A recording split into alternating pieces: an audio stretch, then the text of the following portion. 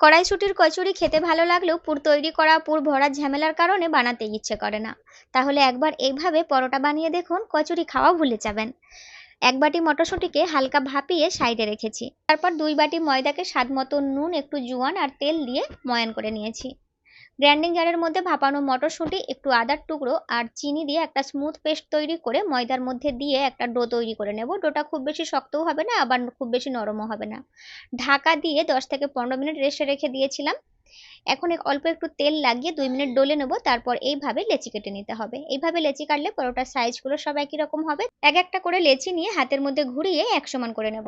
তারপর তেল লাগিয়ে বেলে নিচ্ছি। প্রথমে একদম পাতলা একটা রুটি বেলে নেব, তারপর এইভাবে ভাঁজ দিয়ে দিচ্ছি।